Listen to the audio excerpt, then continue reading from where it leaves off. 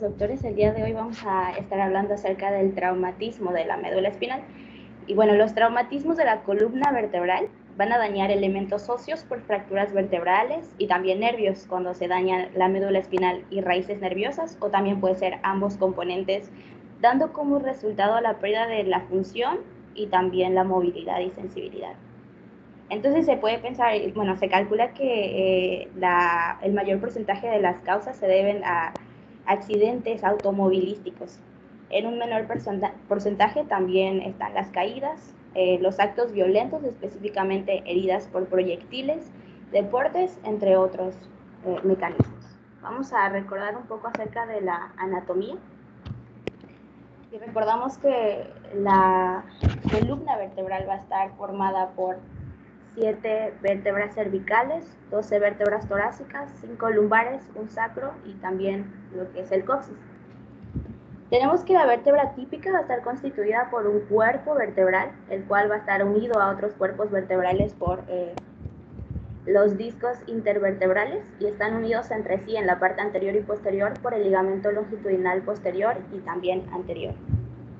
Asimismo van a estar constituidos por pedículos que se encuentran en la parte posterolateral y que estos van a ser como pilares en los cuales descansan las paredes del conducto cervical, que pues básicamente están constituidas por las apófisis y también por la lámina. En cuanto a la columna cervical, esta es más vulnerable a lesionarse por razones como su movilidad y también a su situación, es decir, que están más expuestas. Y por ejemplo, desde el foramen magno hasta la parte inferior de la C2, tenemos que el canal vertebral es un poquito más amplio. Y debajo del nivel C3, el diámetro del canal espinal es más pequeño con respecto al diámetro de la médula espinal, lo que hace que las fracturas a este nivel ocasionen lesiones en la médula espinal de una manera más frecuente. Y en cuanto a la movilidad de la columna torácica, este es mucho menor y esto es porque va a tener el soporte adicional de la caja torácica. Entonces también la frecuencia de las fracturas es menor, siendo la mayor parte de estas por compresiones en cuña. ¿Se cambió? ¿Se cambia la diapositiva? No. Ay, bueno, a ver. No, se quedó como pasmado. A ver, un momento.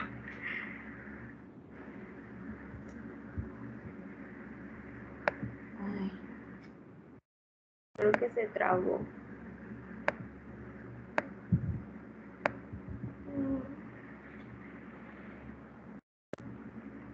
A ver, intenta salirte y volver a entrar. Que no puedo dejar de compartir la pantalla. A ver, un momento. Ok, ya vi. Una disculpa. Bueno, ahora vamos a comentar un poco acerca de la anatomía de la médula espinal. Y bueno, la médula espinal va a tener su origen a nivel del foramen magno y también del bulbo raquídeo o médula oblongada. Y esta va a terminar en la L1 o en el cono medular. Y debajo de esta vamos a encontrar en la cola de caballo. A nivel práctico podemos clínicamente y fácilmente evaluar 3 tractos que van a ser el córtico espinal lateral, el tracto espinotalámico y las columnas dorsales. Aquí vamos a tener el primero que es el córtico espinal lateral, que es desde aquí arriba, y bueno, este se va a encontrar en los segmentos, dice anterior, pero es posterior y lateral. ¿Y cuál es la función de este tracto? Pues va a controlar la potencia del motor del músculo en el mismo lado del cuerpo. Y se va a evaluar por medio de contracciones musculares, ya sea voluntarias o involuntarias a estímulos dolorosos. Después está el tracto espinotalámico, que se va a encontrar en la cara anterior y lateral del cordón de la médula. Y este va a transmitir el dolor y la temperatura del lado opuesto del cuerpo. Y este se va a evaluar por medio de pinchazos con agujas en la piel. Y las columnas dorsales, que son también las posteriores, se encuentran en la parte posteromedial de la columna.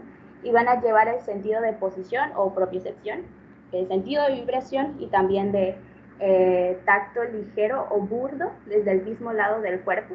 Y estos se van a evaluar por el sentido de la posición de los dedos, de las manos y de los pies, y también por el diapasón, las vibraciones del diapasón. Entonces, si no existe una función que sea sensorial o motora demostrable, estamos hablando de una lesión completa de la médula espinal. Pero si existe un poco o algo de función motora sensorial, entonces hablamos de una lesión incompleta y esta va a tener un mejor pronóstico. Ahora el examen sensorial. ¿Sí? Segurísima que tienen mejor pronóstico, así como obligando las incompletas que las completas. Pues en realidad no. Que dependa eso. Porque conserva algo de función, pero no estoy seguro. No necesariamente. Cuando estaba revisando el tema, leíste algo de la ASIA, es decir, de la Asociación Americana de lesión medular, o spinal cord injury, ¿no? Solamente revisé que había como una hoja de cálculos para evaluar la parte motora y sensorial. Ok, correcto. Ese es como el formatito de la ASIA, ¿no? En donde tú vas escogiendo algunos músculos clave que corresponden a diferentes miotomos. Vas evaluando la sensibilidad profunda y la sensibilidad superficial de diferentes dermatomos. Y hay otra cosa que es sumamente importante, que es la exploración de los segmentos sacros, que es realmente la que te va a definir si una lesión medular es completa o incompleta. O al menos así lo tienen categorizado y lo tienen definido en la ASIA, que es como el organismo regulador de todas estas definiciones, incluso del manejo que debería tener tanto en la etapa aguda como en el subagudo y aquellas secuelas, ¿no? Una vez que ya está como bien estructurada la lesión y las características y manifestaciones clínicas de una lesión medular. Realmente que si ustedes piensan como en algo agudo, todas las lesiones medulares les podrían parecer que son completas, porque todavía no el estrés que genera y toda esta cadena inflamatoria que existe ante una lesión, entonces va a hacer que la totalidad de las funciones de la médula estén como desaparecidas, ¿no? Entonces muy probablemente va a ser una persona que no va a sentir nada, que no va a mover hasta que realmente se establezca ya y se circunscriba la lesión al nivel en donde va a quedar. En cuanto al pronóstico, pues bueno, no necesariamente una lesión medular incompleta va a tener un peor pronóstico que una incompleta. Si tú tienes una incompleta en un segmento cervical alto, es decir, C3, C4, C5,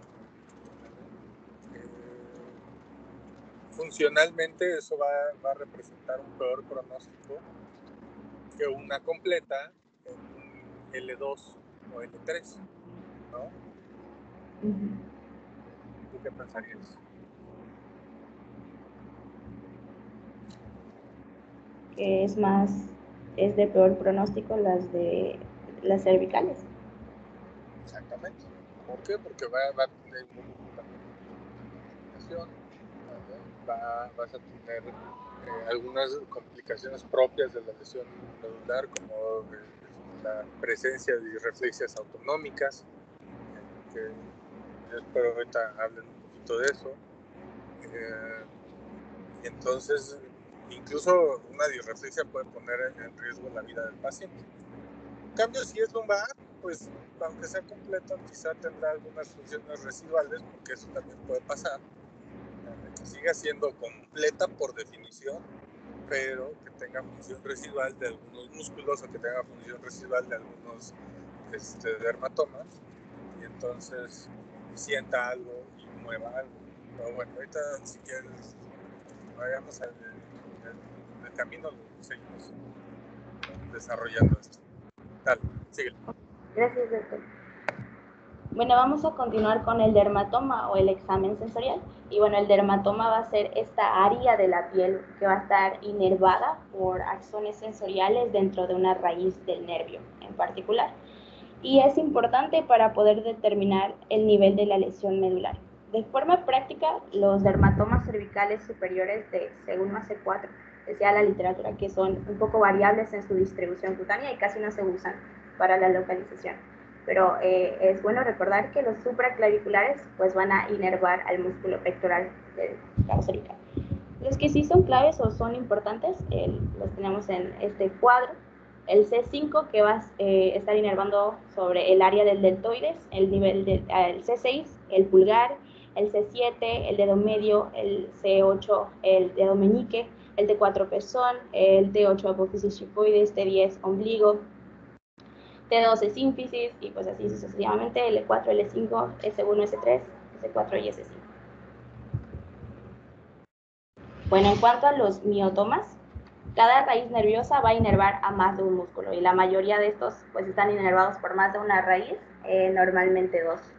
Entonces, algunos músculos son identificados como representantes de un nervio. Y pues aquí también se nos presentan estos músculos como el C5 para el deltoides, el C6 extensores de la muñeca, el C7 extensores del codo y así sucesivamente hasta el S1 flexores plantares del tobillo. Y bueno, para esto se va a efectuar una prueba bilateral de estos músculos y se va a calificar una escala de 6 puntos de su fuerza que va de lo normal a la parálisis por medio de una escala de gradación músculo-sensorial y podemos observar que el grado 0 es la parálisis, 1 contracción visible o palpable, 2 movimiento completo eliminando la gravedad y así hasta el 5 fuerza normal o no examinable en el 6. En cuanto al esfínter anal externo, este va a ser evaluado por medio de un examen digital. Y pues aquí estaba la hoja que estaba comentando el doctor hace un momento, que es la hoja de cálculo que es publicada por la Asociación de Lesiones Espinal Americana. Y esta se puede usar para documentar el examen motor y también sensorial, y pues proporciona información sobre el examen neurológico del paciente. Entonces está detallado la forma de puntuación del examen dentro del contenido y se puede evaluar ambas partes del cuerpo. Y si se dan cuenta, también está la tabla de gradación de la función sensorial y motora. Ok, de ese formato, de esa tablita, es como bien importante, sobre todo la parte de abajo. Si se dan cuenta, esa es donde habla de la exploración sacra. Hay dos cosas que toma en cuenta la ASIA para determinar si una lesión medular es completa, incompleta y qué tipo de lesiones, si es incompleta, si es B, C, D o E. Entonces ahí te va diciendo los criterios. Por definición, la exploración sacra se tiene que hacer siempre y eso es como súper importante. No, que es que cómo me va a hacer otra vez un tag, lo tenemos que hacer, ¿sabes?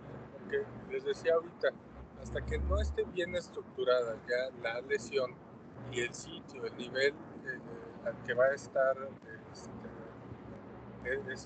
esa lesión, entonces se puede ir modificando. Y no es raro que, a menos que sea un traumatismo como muy directo, no es raro que se vaya modificando y que suba o baje de nivel en el curso de las primeras semanas. Entonces es como bien importante ver cómo va va evolucionando. ¿Qué deberías de ver en la exploración sacra? Primero, ver si tiene sensibilidad, ¿no? La sensibilidad se evalúa a partir de realizar un estímulo en el ano y ver si logra la persona registrar ese estímulo. Es lo que ellos llaman deep anal pressure. Entonces se tiene que hacer como una ligera presión y ver si lo siente. Si lo siente, entonces eso ya es una lesión medular incompleta. Ahora, el punto es ver qué tipo de lesión medular es, si es B, C, D o E. Y eso va a estar determinado por dos cosas. Si puede tener, o si tiene contracción voluntaria del esfínter, y segundo, qué músculos están conservados con fuerza mayor o igual a 3, en la escala que nos ponías ahorita, que es la escala de Daniels, de evaluación de fuerza muscular, ¿verdad? Después o por debajo del nivel de la lesión. Entonces, esas dos cosas son sumamente importantes, te van a dar como todo el manejo y te van a dar el pronóstico, te van a dar incluso las posibles complicaciones que pudiera tener tu paciente y tu lesionado medular en lo agudo y en lo subagudo. Ya después, pues bueno, serán puras restricciones y limitaciones funcionales, ¿no? Y entonces eso ya nos lo dejan a nosotros de rehabilitación. Pero antes de eso, sí es importante que lo puedan prever. Por ejemplo, hace no mucho me llegó una niña que tenía una lesión medular de nivel neurológico T3.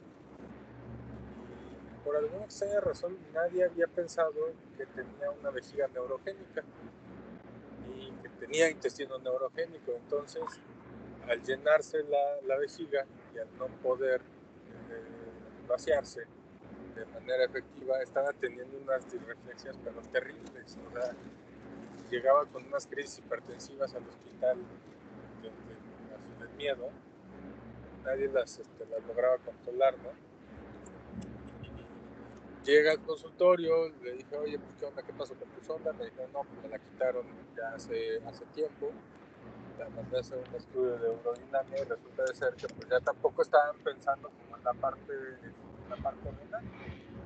Entonces ya tenía los problemas que le había estado ocasionando las disreflexias, problemas propios de la presión medular, y ya estaba haciendo una insuficiencia renal porque nadie se había preocupado de vaciarle la vejiga, entonces estaba teniendo un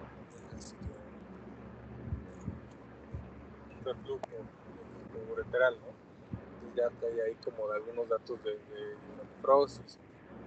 Entonces, dependiendo del nivel neurológico que tenga la persona, que tenga tu paciente, tú puedes prever como estas complicaciones, ¿vale? Y decir, ok, yo esperaría que esta persona haga una vejiga neurogénica o no haga una vejiga neurogénica de alta presión. Entonces, pues igual me preocupo por ahí, pero ¿qué va a pasar con el intestino? Y si no evacúa, se podría perforar incluso. Entonces sí es bien importante que establezcan un nivel neurológico y que conozcan las posibles complicaciones que pudieran tener. Gracias. Bueno, vamos a continuar ahora con el choque neurogénico frente al choque de la médula.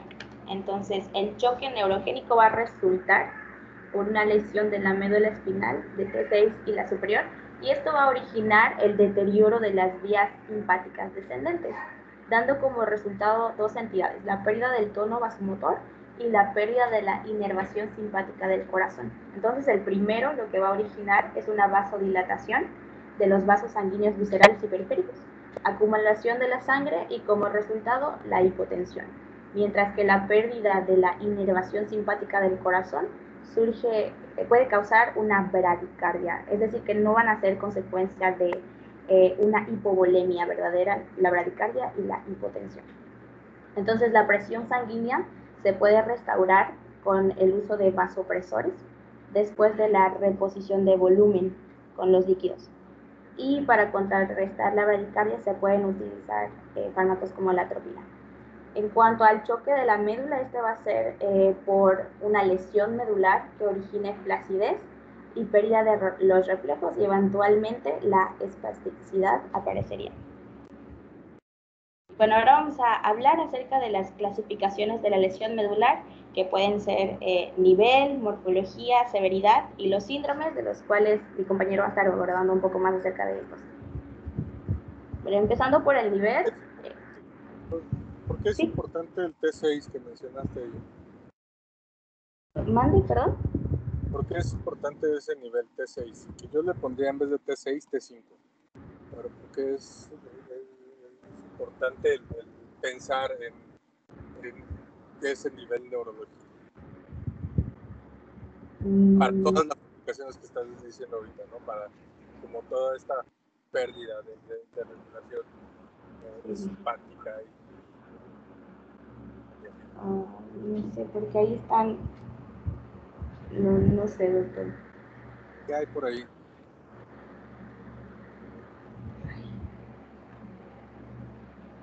En las vías simpáticas. No, pero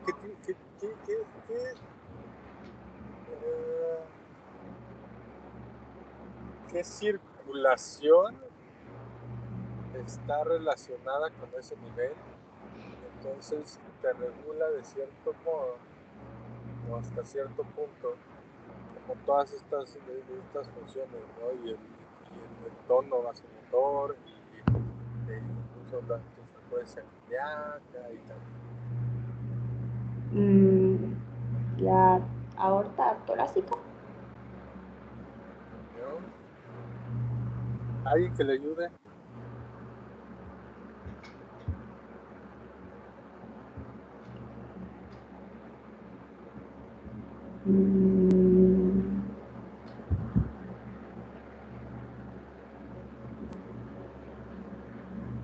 ¿No? ¿Nadie?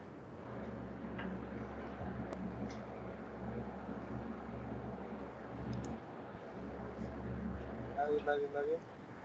Doctor, tiene que ver con los plexos cardíacos que están a nivel de la... ¿Han escuchado algo así de algo como circulación esplácnica? ¿Le suena algo parecido?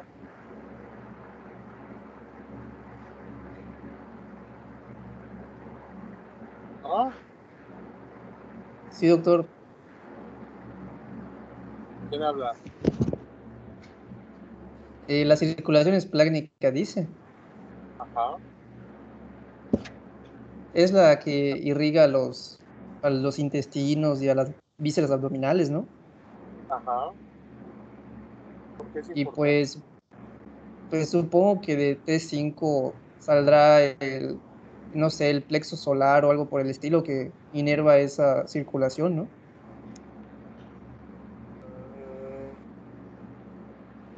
Supones que se da. Ok. Se relaciona. Acá voy a componer realmente por debajo de no tendrías como mayor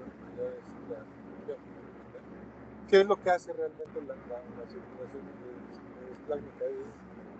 Es el primer mecanismo que actúa como ya existe una variación del volumen del flujo sanguíneo. Entonces lo que permite es que se realice una redistribución de ese volumen para conservar el mejor estado o para proteger de cierto modo durante algún tiempo los órganos llenos, ¿no? Los órganos que son más importantes. Entonces al redistribuir ese flujo o ese volumen circulante, pues bueno, obviamente empieza a no sacrificar, pero empieza a ver cuáles son los menos importantes. Ahora, si no tienes un problema de circulación, no tienes un problema de volumen, y realmente el problema es que no estás teniendo una señal adecuada cuando debe haber una constricción y cuando debe haber una vasodilatación, pues entonces ahí es un rollo, ¿no?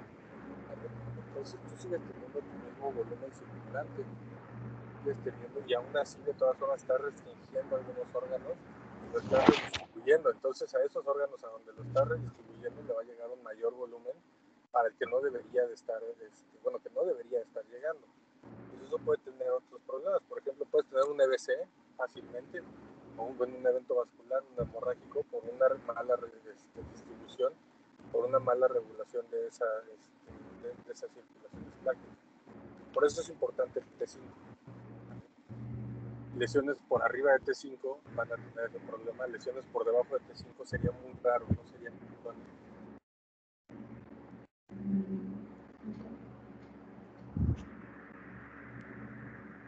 ¿Estás? Ok. Bueno. Y bueno. ¿Qué más? Pero sí, muy bien. Quien haya contestado, pues sí, más o menos por ahí va. Muy bien. Ok, bueno, vamos a hablar del nivel, que bueno, es el segmento más caudal de la médula que va a tener una función sensorial y motora normal a ambos lados de el cuerpo. Y cuando hablamos de nivel sensorial, pues nos referimos a esto, al segmento más caudal con una función sensorial normal. Y el nivel motor es el músculo más inferior, que tiene una gradación de la escala que habíamos visto de al menos 3. Y bueno, puede hacerse una clara distinción entre las lesiones por arriba de T1 y por debajo de ella. Las lesiones de los primeros segmentos cervicales van a resultar en cuadriplejía y las lesiones por debajo de T1 aparecen como paraplegia. En cuanto al nivel óseo, hace referencia al nivel vertebral específico en el que está el daño. Y el neurológico, pues este ya va a estar determinado por el examen clínico. Las lesiones de la médula espinal se clasifican en dos, en paraplegia, que es cuando hay la lesión torácica, y cuadriplegia cuando es la lesión cervical. Ambos pueden ser incompletos o completos. Y bueno, cualquier función motora o sensorial debajo del nivel de la lesión se constituye como la lesión incompleta. Y puede tener los siguientes signos: sensación o movimiento voluntario en las extremidades inferiores y presión sacra, es decir, sensación perianal, contracción voluntaria del esfínter anal, flexión voluntaria de los dedos de los pies. En cuanto a la morfología, las lesiones medulares pueden ser descritas como fracturas y dislocaciones, lesiones de la médula sin anormalidades radiográficas y las penetrantes. Y todas estas pueden ser también estables e inestables. Los pacientes que tengan una evidencia radiográfica de la lesión y con déficits neurológicos, pues podemos hablar de la columna inestable, y a estos pacientes hay que inmovilizarlos hasta la interconsulta del médico especialista. Bueno, vamos a hablar ahora de los tipos específicos de las lesiones de la columna vertebral, y vamos a abordar las fracturas cervicales. Y como ya habíamos mencionado, la situación y la movilidad de la columna cervical la vuelven más vulnerable, y las fracturas pueden ser consecuencia de mecanismos como flexiones, extensión, compresión, rotación, entre otras. Vamos a empezar por las fracturas de la columna cervical del atlas o la C1, que pueden ser 4 entidades: fractura de Jefferson, rotura del ligamento transverso, fractura del arco anterior y posterior del atlas.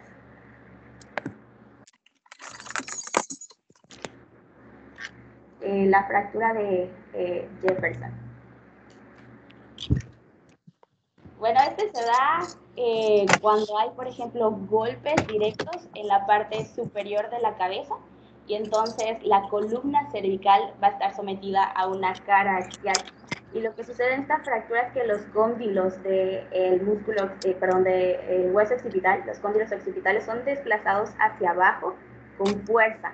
Entonces esto va a producir una fractura que va a separar a las masas laterales del atlas, como vemos en esta imagen, que se separan hacia los lados las masas laterales. Y también aquí lo podemos ver, desde el desplazamiento de las masas laterales y el apófisis odontoide. Entonces, se separan hacia afuera y se puede observar con una radiografía hecho con el sujeto con la boca abierta para poder observar la odontoides. Como vemos aquí, el paciente con la boca abierta, la apófisis odontoides y las más laterales hacia afuera. Y cuando es solamente una masa lateral, pues también hay desplazamiento unilateral. Como podemos observar aquí, la masa desplazada lateralmente. Bueno, y la inestabilidad va a ser por afectación del ligamento transverso y se puede observar cuando se desplazan las masas laterales. Entonces, si el desplazamiento de estas masas es más de 7 milímetros, entonces se puede pensar que hay una rotura del ligamento transverso y con ello la columna puede quedar inestable. Aquí observamos también una tomografía de las masas laterales y la separación. Bueno, la rotura del ligamento transverso. El ligamento transverso es el ligamento que va a pasar por delante de la cara anterior del arco del atlas y por la parte posterior de la apófisis odontoides.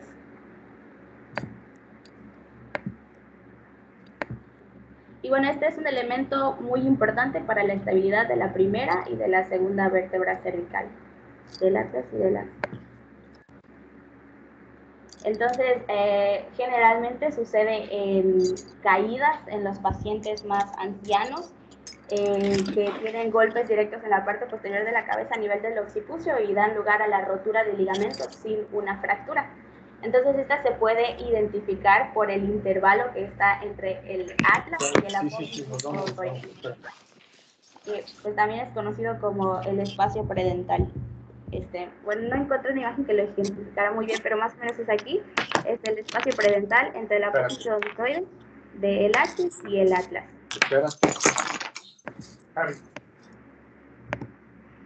Y bueno, entonces normalmente en una radiografía lateral tiene una longitud de 3 milímetros o 2 cuando hablamos de una tomografía. Entonces, cuando este espacio es mayor de 3 milímetros, hablamos de una lesión. Y ya cuando es mayor de 5, entonces podemos pensar en una rotura del ligamento. Perdón.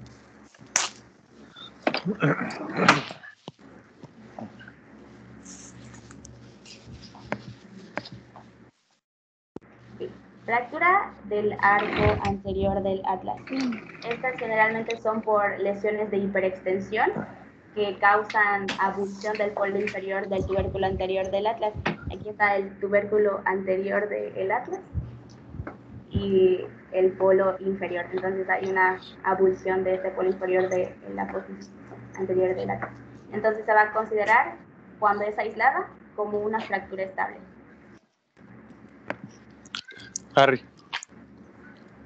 Y bueno, ahora la fractura del arco posterior del atlas. Igual esta va a ser una lesión por hiperextensión y se produce por compresión del arco posterior, que va a estar entre el occipital y el axis. Esta compresión axial también puede originar fuerzas de compresión y la flexión ocasionar un tipo.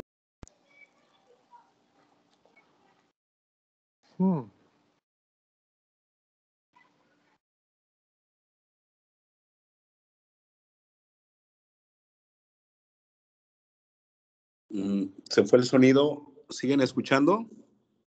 No, eso sí se fue. No supe si era yo o no, pero entonces creo que no fui yo, ¿verdad? No, yo no escucho nada. No, no se escucha.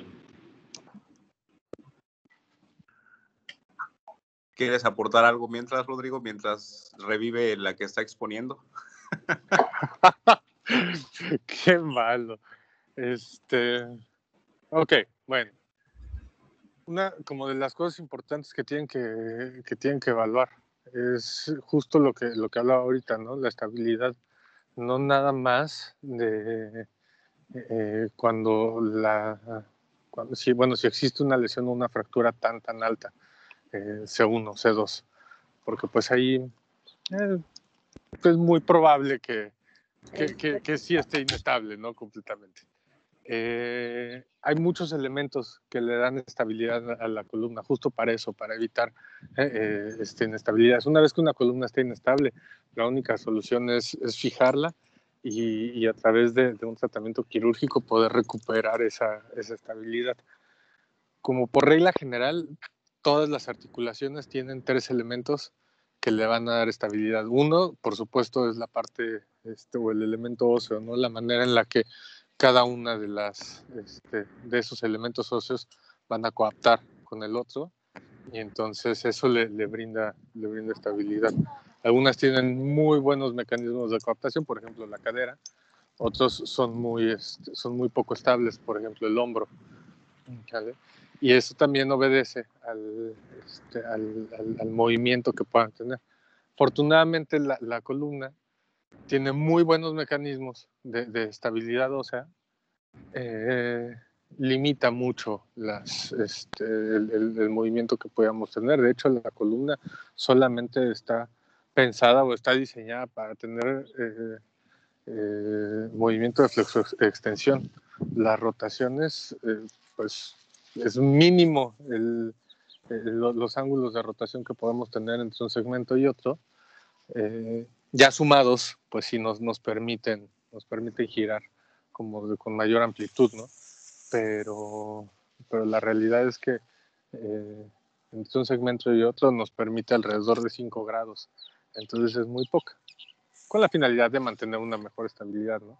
El segundo de ellos son los elementos tendinosos y bueno, músculo-tendinosos, ¿no? Entonces a una mejor o a una musculatura mucho mejor preparada, pues bueno, eso le da una mayor estabilidad a la columna, que es mucho de lo que deberíamos de buscar, no nada más en una lesión medular, ¿no? Sino en cualquier persona, que esa musculatura esté bien preparada para mantener una buena posición, una buena postura, y entonces evitar sobrecargar a los otros dos.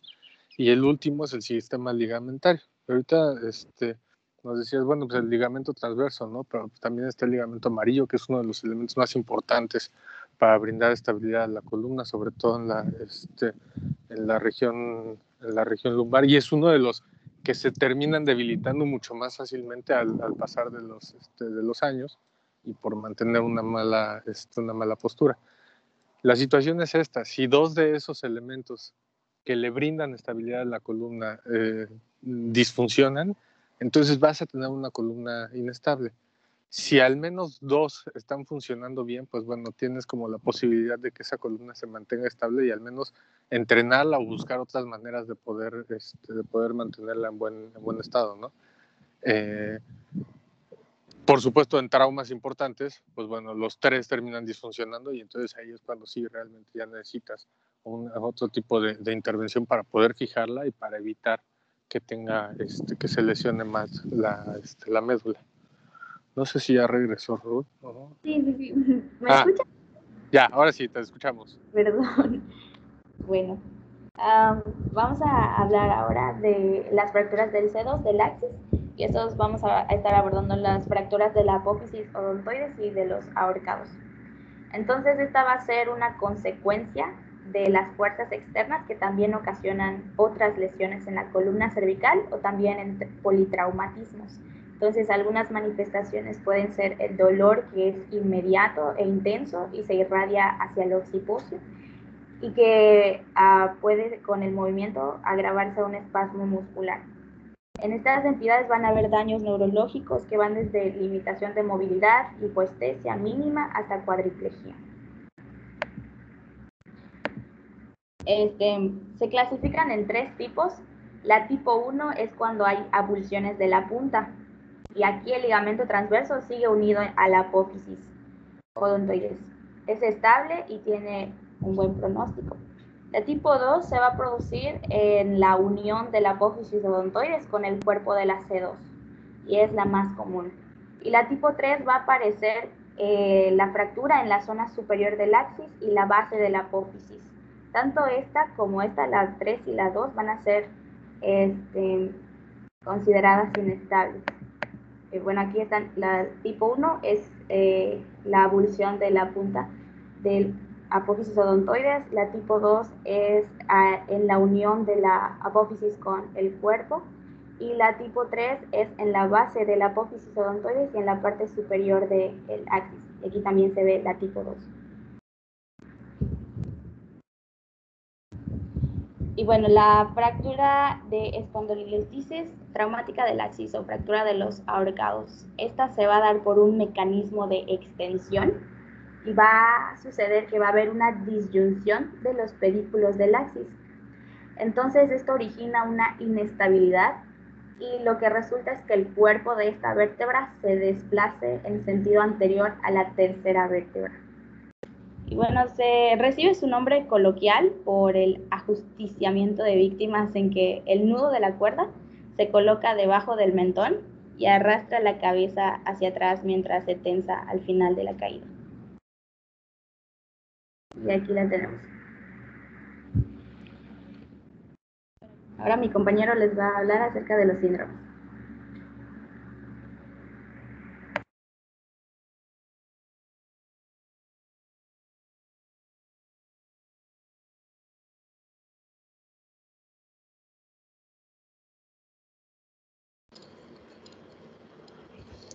¿Ya me escuchan? Sí, se escucha. Sí, sí, se Ok. escucha. Bueno, vamos a continuar Sí, con ya. los síndromes, pero antes de abordar ya los síndromes, recordar lo que mencionó mi compañera hace un momento sobre las tres vías que son como que las más importantes en cuanto a este tema de compresión medular o trauma medular, que son el corticoespinal, el espinotalámico y el de las columnas posteriores, porque pues estas van a ser las vías que van a ser afectadas al menos en los síndromes principales, que son de los que les voy a hablar ahorita. El primero de ellos es el síndrome medular anterior, en el cual van a estar afectadas las vías corticoespinal y la espinotalámica, y se va a conservar lo que es la columna posterior medular, como vemos en la imagen de aquí a la izquierda. Lo que está en rojo va a ser la zona afectada. Y como la vía corticoespinal va a estar encargada de la función motora y la espinotalámica de la sensación de dolor y temperatura, pues como consecuencia lo que vamos a tener va a ser una desaparición de la función motora con parálisis y una disminución de la sensación de dolor con hipoestesia, al igual que la disminución de la sensación de la temperatura. Y lo que se va a conservar al no estar dañada la columna posterior, pues va a ser la sensación de vibración y propiocepción. Este síndrome puede aparecer por lesión directa a la médula espinal en la mitad anterior, y puede ser causada por la flexión de la columna a nivel cervical, y que esto va a ocasionar que se comprima la médula o que se lesione el hueso, y como consecuencia va a cause la lesión medular.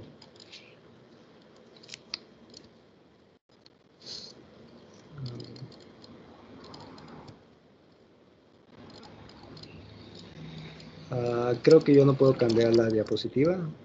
¿La puedes cambiar? Oscar, una duda. ¿Sí? Una duda en lo que nos cambia la diapo.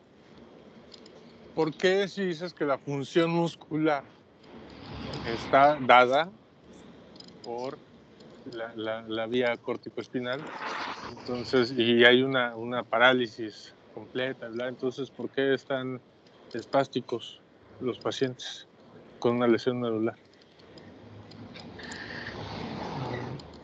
O sea, ¿por qué tienen músculos que están permanentemente contraídos? ¿A qué obedece entonces? ¿O a qué se dedica la vía corticoespinal? Realmente, porque...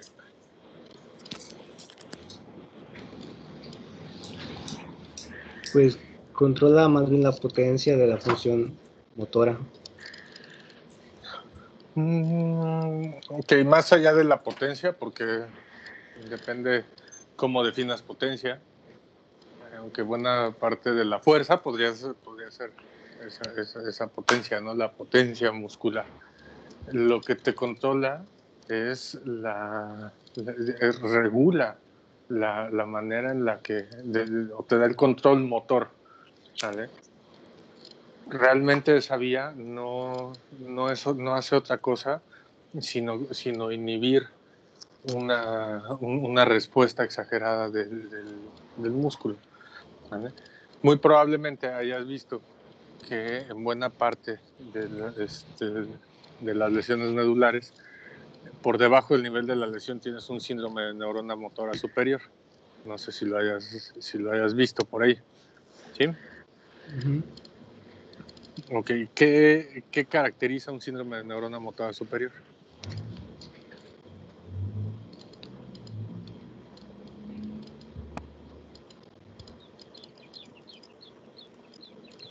¿Cuáles son las características? ¿Cómo dices? Neurona motora superior va a tener esto, esto y esto. Neurona motora inferior va a tener esto, esto y esto.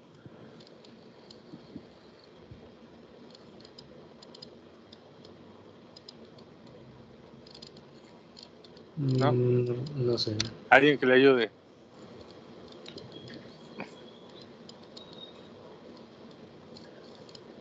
Alguien que le ayude. A ver, vamos a ver la lista de quién está conectado. Paulo.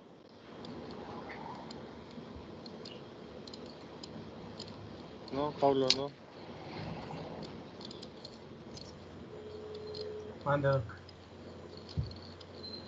¿Qué caracteriza un síndrome de neurona motora superior?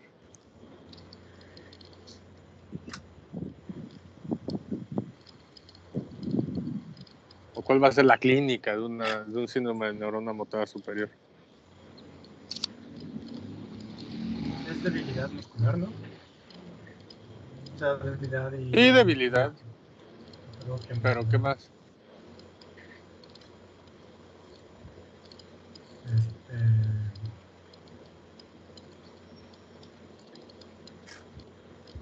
Yo sé que son afectaciones musculares principalmente, o sea, la debilidad, la degeneración, pérdida de la función puede ser.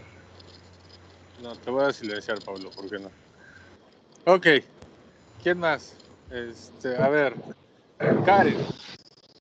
Karen Lisset López.